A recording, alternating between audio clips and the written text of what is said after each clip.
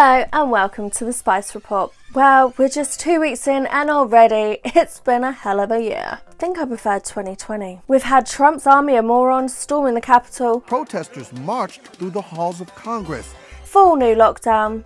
And international corridors are closing. Plus side, Trump's been kicked off Twitter and impeached for a second time. I think it was disgraceful.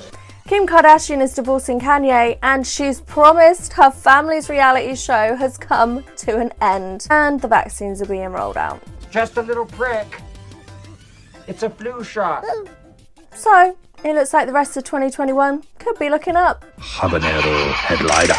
In sport, it's been a mixed start to the year. With COVID spreading through clubs, the Premier League is forced to look into ways to stop it without having to stop football. Again, full stop. And a major issue causing them more stress than AFTV during the North London derby. Fucking useless pile of fucking wank. Get that fucking wanker out this car. Is the contact during celebrations. Some players really don't want to give up their hugs though. This week's hothead is my former editor at The Mirror. Ooh, hotheads.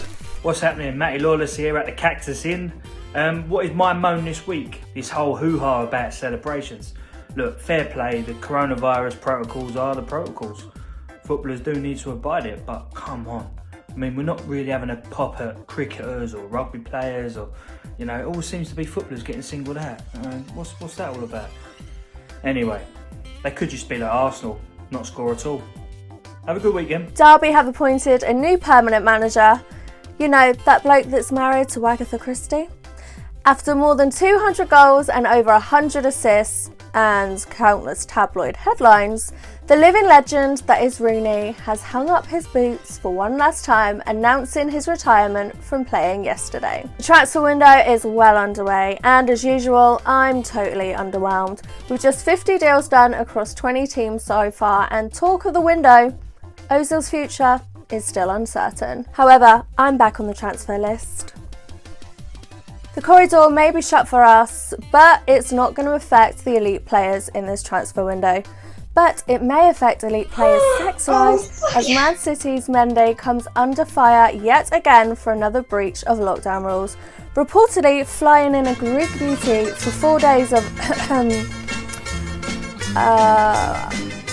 football practice. I'm sure she was just checking out his tackle. Harry Redknapp has revealed he's longing for an EastEnders role and wants to be cast as Danny Dyer's best mate in the show. Where is Triffitt? Talking of golden oldies, Ian Wright got his 1992 Golden Boot trophy and a host of other mementos back this week after losing his stash of memorabilia to a US trader a few years ago. And some guy has been caught trying to score on Tinder. Not unusual, sure. Well, he's trying to hook up with girls to gain access to their BT sports accounts. Maybe he's onto something there. I might join Tinder and do the same. Now, I know it's been a slow year for sport, but I never thought it would come to this. Carl Froch and Amir Khan going head to head. I mean, it's only a few years too late anyway. And I'm not being funny, but the last time Khan even had a fight on his hands was when he was trying to convince his wife not to divorce him for yet another infidelity. But a fight set to be a box office sellout is edging ever closer as talks continue between Tyson and AJ's camps. Burn of the week.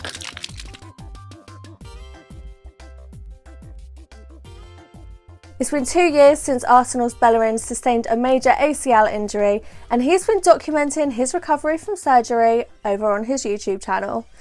Look away now guys, if you're a bit squeamish. And who could forget the horror fireball crash for Roman Grosjean shortly before Christmas. Amazingly, he only suffered burns to his hands and feet, and after 6 weeks, the bandages are finally off. Okay, time for some light relief. Here's Ishan Akbar. Comedian cool down. So this week, Wayne Rooney retired from playing football. To think I can tell my kids that I saw this guy make his debut for Manchester United and become the all-time top goal scorer for both England and Manchester United. He's got 3 kids, one of whom has also been signed by Manchester United. And he's done all this and is a year younger than me. Now, you'd think I'd feel bad about that, right? Especially because the only women that will go out with me are the same kind of women who are 30 years older than me, and guess what? Rooney's already slept with them. But I don't have any kids, so who's the real winner? And I'll leave you with Didier's prediction for tomorrow's Super Sunday game, Liverpool v Man United. See you next time.